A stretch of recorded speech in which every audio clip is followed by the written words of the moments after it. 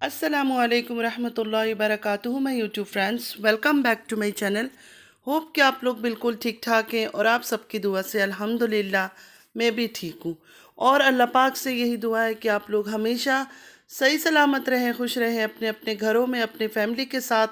आमीन सुम्मा आमीन। नमाज़ पढ़ा कीजिएगा, नमाज हम पर फ़र्ज़ है। सबसे पहले फ़लस्तीन वालों के लिए दुआ की रिक्वेस्ट करूँगी कि प्लीज़ प्लीज़ प्लीज़ फ़लस्तीन वालों को अपनी दुआओं में ज़रूर याद रखा करें। हमारी दुआओं की उनको बहुत ज़्यादा ज़रूरत है। अल्लाह पाक उनके लिए आसानियाँ फ़रमाए, आमीन या रब्बल आलमीन। रिएक्शन स्टार्ट करने से पहले सबसे रिक्वेस्ट करूँगी, अगर आप लोग मेरे चैनल पर नए हैं तो प्लीज़ मेरे चैनल को सब्सक्राइब कीजिए, लाइक कीजिए, शेयर कीजिए फैमिली और फ्रेंड्स के साथ, और बेल आइकन को हिट करना बिल्कुल मत भूलिएगा। चलिए स्टार्ट करते हैं आज का रिएक्शन। सबसे पहले तो मैं अपनी बहनों से ये कहना चाहूँगी, इन पर जब मैं रिएक्शन देती हूँ ना, इनके वीडियोस देखकर रिएक्शन देती हूँ। इनके वीडियो से जो मुझे फील होता है, जो मैं महसूस करती हूँ, मैं वो चीज़ें आप लोग के साथ शेयर करती हूँ। कभी कोई सही लगती है, कभी कोई गलत लगती है, मैं क्लियर बोलती हूँ आकर, मैं कोई बात छुपाती नहीं हूँ। आप सबको याद होगा जब स्टार्टिंग में फ़ातिमा आई थी तो मैंने फ़ातिमा को बिल्कुल सपोर्ट नहीं किया था। इन्हीं दिनों की बात मैं बता रही हूँ, क्योंकि उस टाइम पर बहुत सारे लूप होल्स थे। फ़ातिमा का बातें करना, फ़ातिमा का हर वक्त बच्चों को हाईलाइट करना, ख़ासकर फ़ादिया को।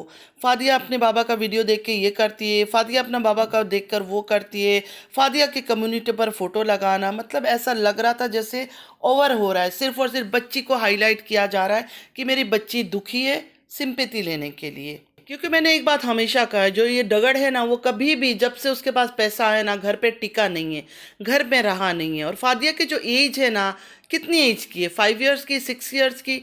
इतने बच्चों को सबसे ज़्यादा माँ की ज़रूरत होती है। बाप कितना ही प्यार कर ले, कितना ही घुमा ले, कितना ही फिरा ले, लेकिन फिर भी वो माँ के साथ ही अटैच रहते हैं। उनको माँ चाहिए होती है। इतना बाप के पीछे रोना धोना नहीं करते। कुछ बच्चे करते हैं, लेकिन डगर जो है घर में टिकता नहीं था।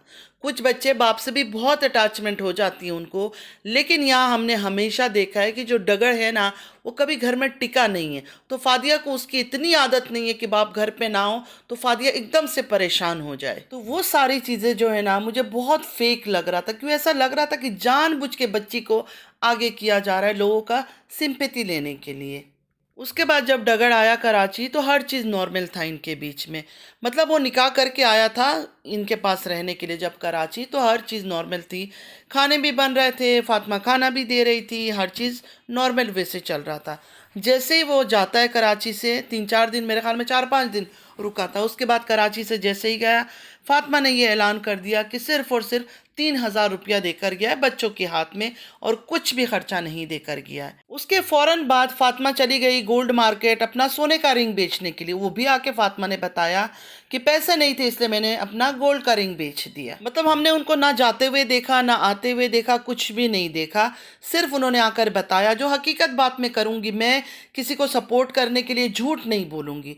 कुछ भी मैंने नहीं देखा गोल्ड मार्केट जाते आते, कुछ भी। सिर्फ आकर ये सुनाया कि मैं अपना गोल्ड का रिंग बेच कर आई हूँ। फिर कुछ रिएक्शन वालों ने सवाल उठाया, मैंने भी उसमें वीडियो बनाई थी, कि फातिमा का इस महीने का पेमेंट कहाँ गया, कि फातिमा को इतनी इमरजेंसी पड़ी थी कि फ़ौरन तर जाकर भाग कर अपनी गोल्ड की चीज़ें बेच कर आ गई। तो सिर्फ मैं ही नहीं, काफ़ी लोगों ने ये सवाल उठाया था कि आखिर ऐसा कौन सा वजह था कि नहीं, अभी अभी मैंने जाना है और मैंने गोल्ड बेचना है, और बाकी जो यूट्यूब से पेमेंट आया उसको रख कर, मतलब इतना ज़्यादा माशाल्लाह अच्छा खासा पेमेंट आया, उसको इस्तेमाल ना करके गोल्ड को बेचने का दिखाना, ज्वेलरी बेचने का दिखाना, तो वो क्लियरली ये नज़र आ रहा था कि सिंपैथी कार्ड खेला जा रहा है। फातिमा ने खुद आकर यूट्यूब में कहा कि मैंने कहा था हाँ जाके कर लो शादी, गुस्से में हो, प्यार में हो, दुख में हो, क्योंकि उसका तकलीफ, मतलब दगड़ का तकलीफ फातिमा से देखा नहीं जा रहा था। तो फातिमा ने बोल दिया कि जाओ जाके शादी कर लो। मुझे एक बात बताए, दगड़ किस चीज़ की तकलीफ में था? दगड़ कोई टीनेजर लड़का है? वो औरत जिससे वो उसने शादी किया कोई टीनेजर लड़की है? मतलब दोनों मैच्योर है, समझदार है, 3-3 5-5 शादियां किए हुए हैं। कोई ऐसा नहीं है कि हाँ लड़का लड़की है यंग, पहली पहली दफ़ा लव हुआ है और बिल्कुल एक दूसरे के दीवाने हो गए हैं, वो यहाँ बैठ के रो रही है, वो वहाँ बैठ के रो रहा है। इनका तो ऐसा कोई सीन नहीं है ना। तो दगड़ ये सब क्यों कर रहा था? और दगड़ अगर कर भी रहा था तो फातिमा को क्या ज़रूरत थी इन चीज़ों को एक्सेप्ट करने की? खैर शुरू शुरू में ये सब बातें बहुत मेरे दिमाग में चलता था।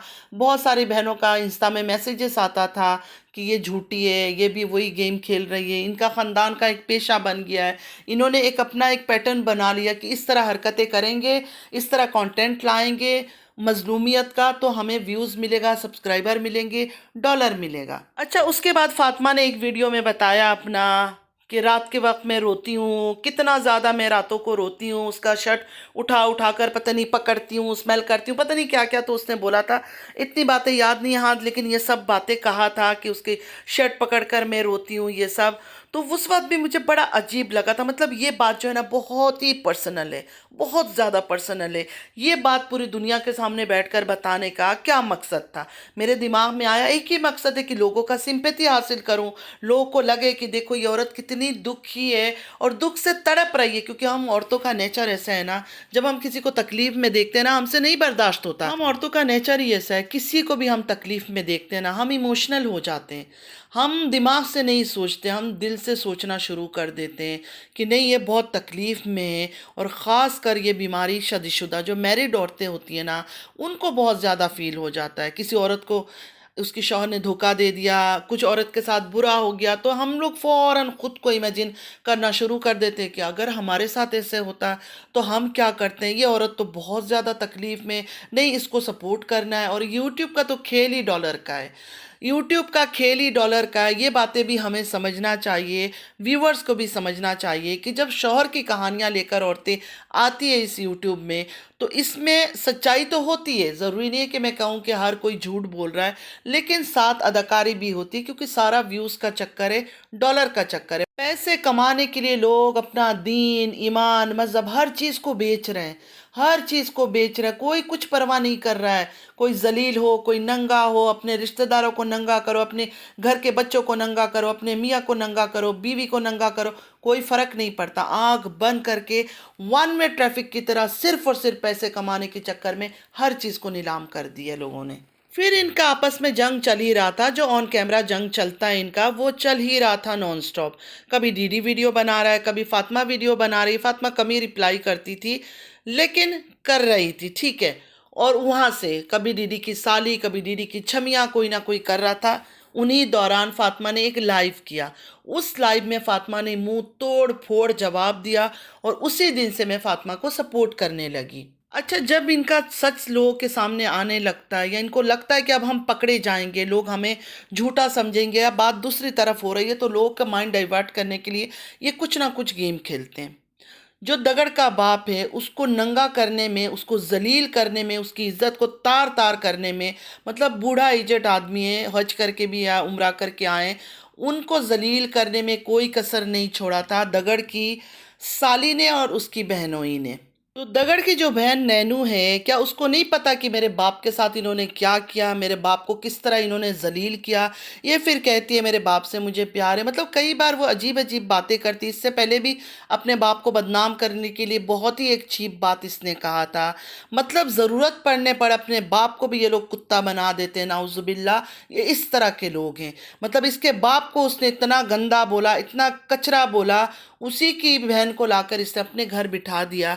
और इसके जो भाई के साथ ये रिश्ता दिखा रही है, इन्होंने तो कुछ दिन पहले कसम उठाया था, इस दगड़ ने कसम उठाया था कि मेरी बहन मेरे लिए मर गई है, ये मेरी बहन नहीं है। और इसने भी बोला था कि मेरा भाई मेरे लिए मर चुका है, ये मेरे लिए है नहीं। फिर आपस में इनका सही हो जाता है हर चीज़ सेट। जब मतलब होता है तो हर चीज़ इनकी सेट हो जाती है। और ये इतनी सती सावित्री है, ऑन कैमरा बैठ के आके बता रही है कि इस तरह मेरे घर में अचानक आ गए। कोई अचानक नहीं आए, पूरे प्लानिंग के साथ ही आए।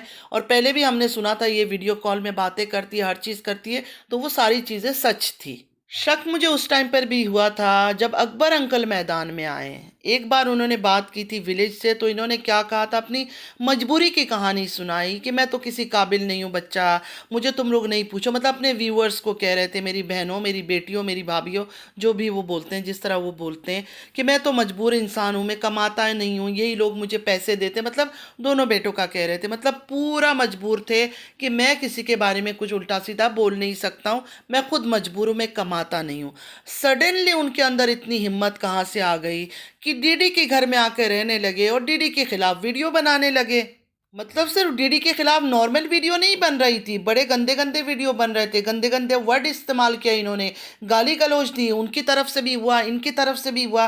तो मैं ये पूछना चाहती थी उस टाइम पर भी कि अचानक अकबर अंकल के अंदर इतनी हिम्मत, इतनी पावर कहाँ से आया। तो मेरे ख्याल में उस टाइम पे इनको डीडी ने खुद परमिशन दिया था कि करो, जितना हो सकता है गंदगी करो, बातें करो, अगर व्यूज चाहिए, डॉलर तुमने कमाना है तो तुम मेरे खिलाफ बातें करो, मेरी साली के खिलाफ बातें करो, बहनोई के खिलाफ बातें करो, कुछ भी करो, लेकिन बातें करो। अगर तुमने डॉलर कमाना है यूट्यूब से, मुझे कोई परवाह नहीं है, मेरे बारे में भी उल्टा सीधा बोलो। तब जाकर इन्होंने हिम्मत किया अपने बेटे के खिलाफ खड़ा होने की। देखिए, मैं कसम तो नहीं ले सकती हूँ कि मेरी हर बात सच है, क्योंकि मुझे सच में कुछ नहीं पता। जो चीज़ वीडियोस में देख रही हूँ मैं वही बातें कर रही हूँ। जो मेरी बहनों का मैसेजेस आते हैं इंस्टाग्राम में, प्राइवेट मैसेज आता है, वो देखकर मैं बात कर रही हूँ कि जितना कुछ हो रहा है ना, ऐसा लगता है जैसे स्क्रिप्टेड है। एक नेचुरल जो चीज़ें होती है ना, वो नहीं दिख रहा है। और नैनू के बाप को इतना जलील करने के बाद भी नैनू इतनी भूली, इतनी मासूम, इतनी अच्छी, इतनी दिल की सच्ची, इतनी नेक औरत है कि फ़ौरन अपने भाई की बीवी को घर में बिठा लिया, जिन्होंने इसके बाप की इज़्ज़त उतारा। मैं तो ये कहती हूँ कि जो अपनी माँ बाप की इज़्ज़त नहीं करते, जिनका अपने माँ बाप से रिलेशन अच्छा नहीं है ना, वो किसी की इज़्ज़त नहीं कर सकते। भाई बहन तो बाद में आते हैं ना, पहला रिश्ता जो इंसान का है वो तो माँ बाप से है। मैंने तो यही आज तक देखा है कि लोग आपस में लड़ते हैं, झगड़ते हैं, कोई किसी को गाली दे देता है, कोई किसी को बुरा बोल देता है, सुन लेते हैं, बर्दाश्त कर लेते हैं।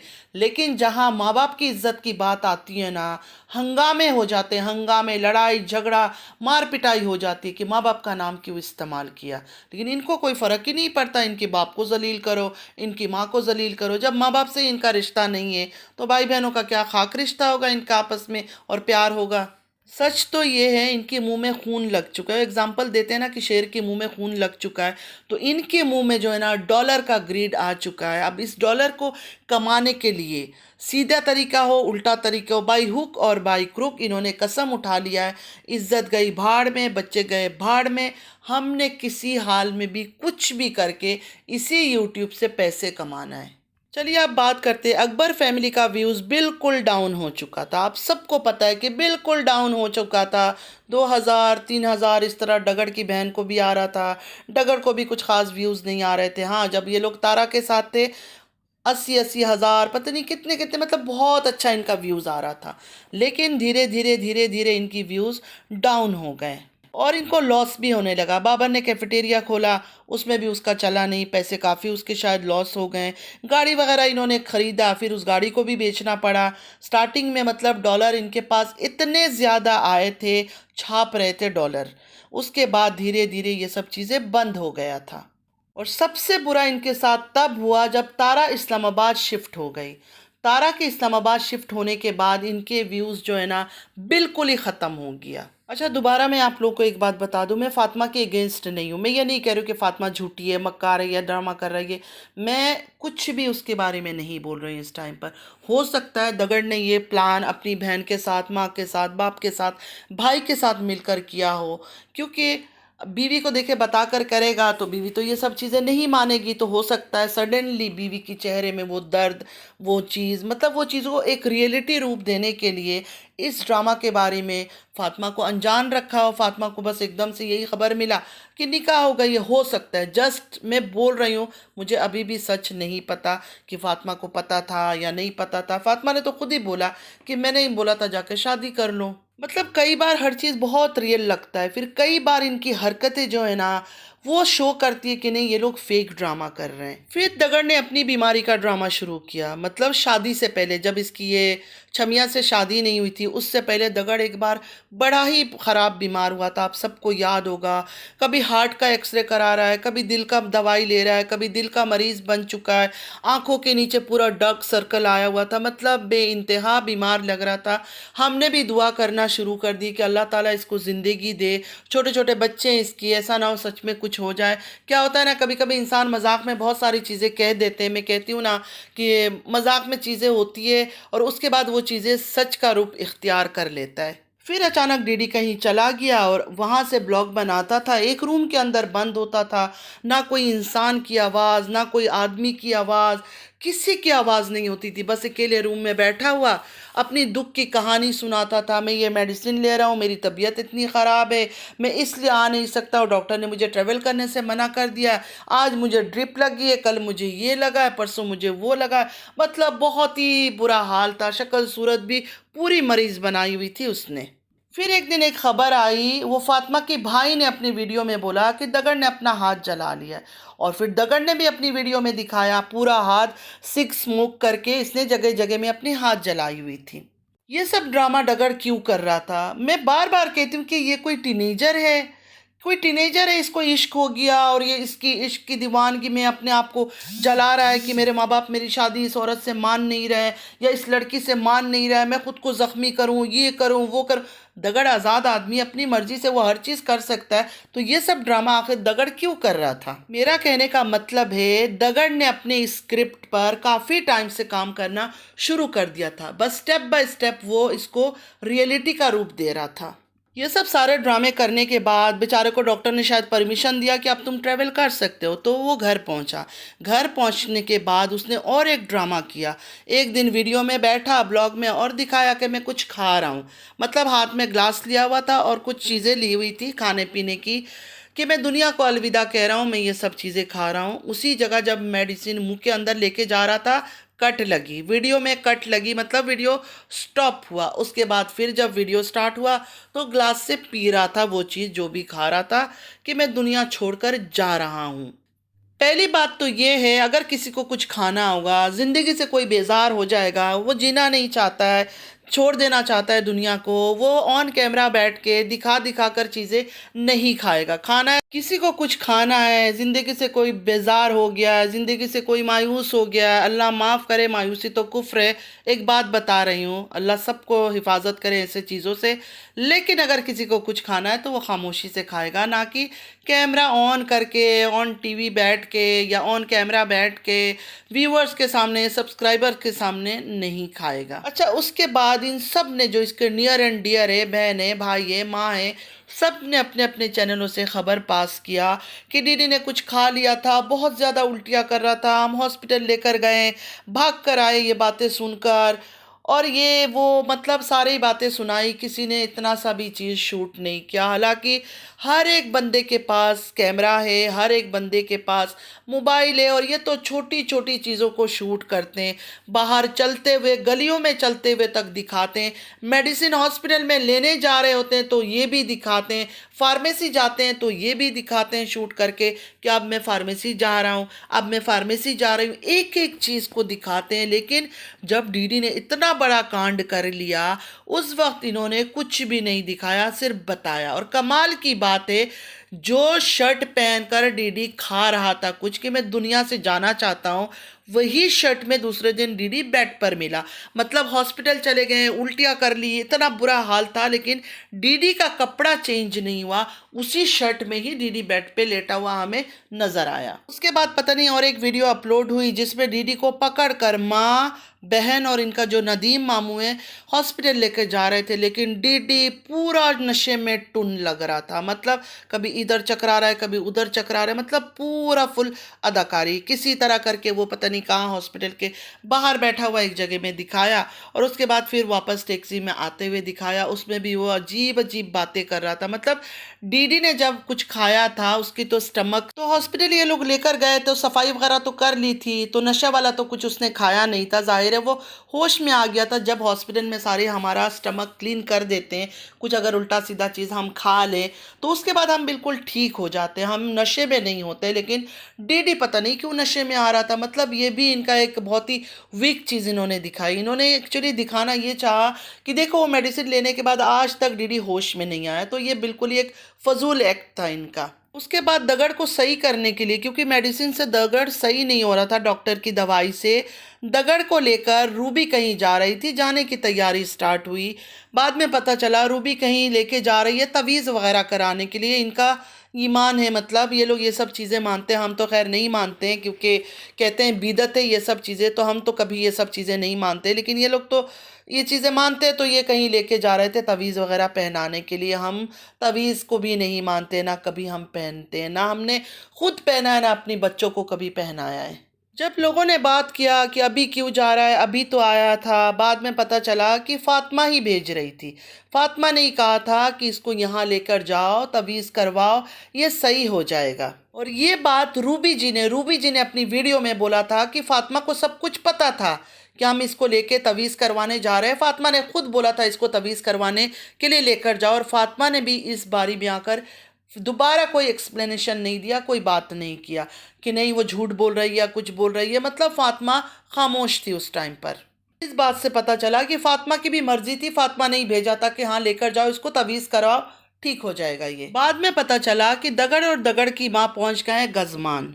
गजमान कैसे पहुंच गए हमें पता चला, क्योंकि जो छमिया की बहन है, छमिया की बहन ने एक वीडियो अपलोड किया, उसमें छमिया की बहन ने थंबनेल डाला कि आज हमारे घर मेहमान आए थे मिठाई लेकर। मतलब गजमान से फ़ौरन न्यूज़ टेलीकास्ट हो गया कि डीडी यहाँ पहुँच चुका है, दगड़ हमारे पास आया हुआ है अपनी माँ को लेकर। तो ये जो चीज़ें भी हो रहा था ना, ऐसा लगता है जैसे स्क्रिप्टेड है, जानबूझ के लोगों के सामने ये सब चीज़ें लाके रखा जा रहा था कि इन पर बातें करो तुम लोग। दगड़ ने जो इतनी बीमारी का ड्रामा किया, आंखों के नीचे डार्क सर्कल था, बीमार था, नशे में धुत, कभी इधर हिल रहा है कभी उधर हिल रहा है, सब कुछ कैसे ख़त्म हो गया। और सबसे बड़ी बात है, दगड़ ने बोला मुझे दिल की बीमारी हो गई है। मतलब हार्ट का एक्सरे करवा रहा था, कार्डियोलॉजिस्ट के पास जा रहा था, दिल की बीमारी की मेडिसिन ले रहा था, हर चीज़ कैसे ख़त्म हो गया। एक आदमी इतना शदीद बीमार था कि उसकी हालत ख़राब थी, कभी खुद को जला रहा है, कभी कुछ कर रहा है, कभी कुछ कर रहा है, सडनली वो सही हो जाता है। तो आखिर कैसे हुआ? ऐसा कौन सा डॉक्टर के पास गया था कि बिल्कुल फिट एंड फाइन हो गया? इतना बीमार इंसान एकदम से सही हो गया, मैजिक हो गया पूरा। अच्छा, उन्हीं दिनों में नज्जो का भी ड्रामा चल रहा था, नज्जो का और नज्जो के वालिद का। नज्जो की बेटी की शादी थी, इस बात को लेकर, इस शादी को तोड़वाने को लेकर नज्जो के और नज्जो के बाप के बड़े लड़ाई झगड़े हो रहे थे, बड़े गंदगी हो रहे थे, इसको गलाजत कहेंगे, गलाजत हो रहा था। मतलब हाजी अंकल उसको बुरा कह रहे थे, बहुत ही गंदगी कर रहे थे, मुंह काला, ये काला वो काला। बेटी के बारे में एक बाप का कहना, और बेटी भी मुंह तोड़ फोड़ बाप को जवाब दे रही थी। मतलब इन्होंने एक अलग तमाशा लगाया था। उन्हीं दिनों में एक और न्यूज़ टेलीकास्ट हो गया कि दगड़ ने निकाह कर लिया है। जैसे ही दगड़ ने ये बताया कि दगड़ ने निकाह कर लिया, अकबर फैमिली के व्यूज़ जो डाउन हो गए थे, पूरे अकबर फैमिली के ख़ानदान के सबके व्यूज़ फिर से इंक्रीज़ होने लगा, इंक्लूडिंग गजमान वालों का, जिनको कोई देखता भी नहीं था इतना ज़्यादा, उनके व्यूज़ भी इंक्रीज़ हो गए। सिर्फ़ और सिर्फ इस एक न्यूज़ से सबसे ज़्यादा व्यूज़ जो आया वो फातिमा को आया, सबसे ज़्यादा। फातिमा को लोग देखते थे, उसके सब्सक्राइबर भी थे, लेकिन एकदम से जो बढ़े हैं ना, इतने ज़्यादा नहीं थे। एकदम से 60 क्रॉस कर लिया फातिमा के सब्सक्राइबर। धीरे धीरे स्लोली हो रहा था, ग्रेजुअली हो रहा था, लेकिन इतना ज़्यादा एकदम से नहीं बढ़ता। लेकिन उस खबर के बाद, दगड़ के निकाह के बाद, एकदम से फातिमा को लोगों ने सब्सक्राइब करना शुरू किया। और व्यूज़ कभी भी फातिमा को इतना ज़्यादा आज तक नहीं आया। मतलब लाखों क्रॉस नहीं किया, 80,000 40,000 इस तरह फातिमा के व्यूज़ कभी क्रॉस नहीं किए। लेकिन इन न्यूज़ों के बाद, मतलब इस न्यूज़ के बाद, फातिमा का व्यूज़ बहुत ऊपर चला गया। और गजमान वालों की बात तो ऐसी है, वो दोनों बहनें और भाभी उनकी तो मर रहे थे कि किसी तरह हमारा चैनल चल जाए, किसी तरह हमारा चैनल मोनेटाइज हो जाए। दगड़ जो है इनका कम्युनिटी पर पोस्ट लगाता था, मतलब इनका लिंक शेयर करता था कि इनकी वीडियो को भी देखा जाए, फिर भी सक्सेसफुल नहीं हो रहे थे। दगड़ भले लिंक लगा रहा था, लेकिन कोई ख़ास उनको नहीं देखता था। लेकिन इस न्यूज़ के बाद छमिया हो, छमिया की बहन हो, जो डीडी की साली आदि घरवाली है, सबके व्यूज़ कहाँ से कहाँ पहुँच गए, आप लोगों ने कभी नोटिस किया है? छमिया इद्दत में भी रोती थी कि किसी तरह मेरा चैनल मोनेटाइज हो जाए, इस वजह से मैं डेली वीडियो अपलोड कर रही हूँ। मतलब इसके सब्सक्राइबर इतने भी नहीं थे कि इसका चैनल मोनेटाइज हो जाए। और जैसे ही निकाह का खबर मिला, विद इन मंथ का 8,000 सब्सक्राइबर गेन कर लिया छमिया ने। आप सब ने तो देखा होगा डीडी लोग कैसे घर में और किस हाल में रहते थे। तारा फेमस हुई, और तारा के साथ साथ इनकी भी लॉटरी लगी। इतना जल्दी इनको भी सक्सेस मिला कि घर गाड़ी सब कुछ इन्होंने ले लिया, इतना तक कि दुबई चले गए घूमने के लिए। और सिर्फ ये कैसे हुआ?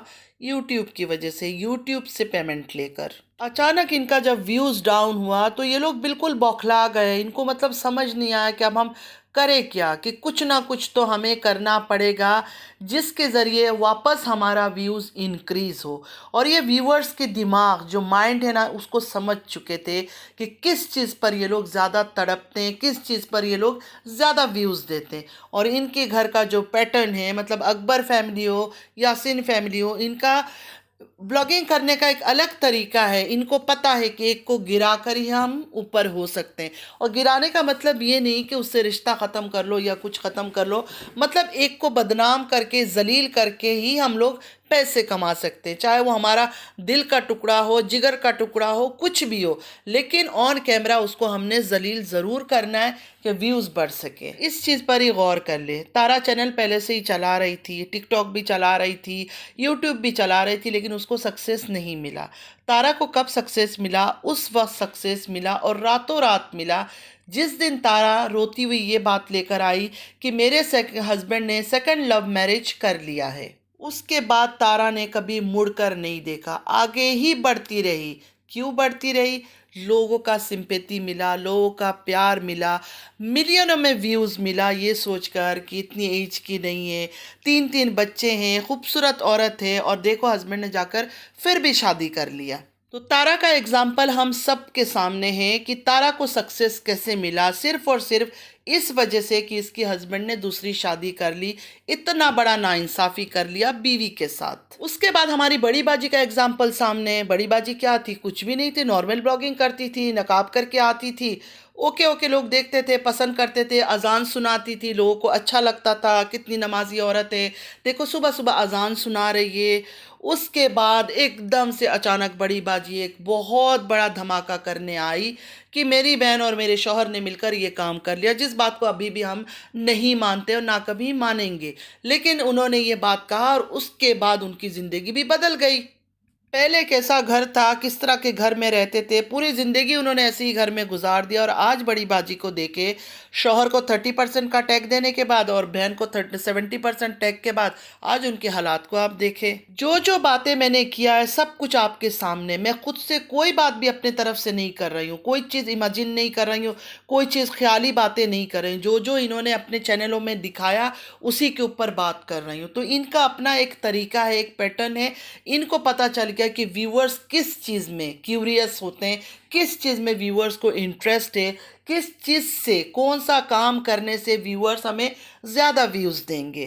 तो कहाँ से सिंपैथी मिल सकता है, कैसे सिंपैथी मिल सकता है, इस चीज़ को इन्होंने बहुत अच्छी तरह से समझ लिया है, और उसी चीज़ को ये लोग इस्तेमाल करते हैं, लोगों के जहन से, दिमाग से, दिल से, इमोशन से खेलते हैं। इनके घर में बच्चे बच्चे के पास मोबाइल है, कोई ऐसा नहीं है जिसके हाथ में मोबाइल नहीं है, लेकिन खुद किसी को ना कॉल करते हैं ऑफ कैमरा, ना बातें करते हैं, ना व्हाट्सअप चैट करते हैं, कुछ भी नहीं करते। कोई भी बात होती है ना, ऑन कैमरा आ जाते हैं व्यूवर्स के सामने रखने के लिए कि आप लोग सुनो, जैसे व्यूवर्स इनको इंसाफ दिलाएंगे।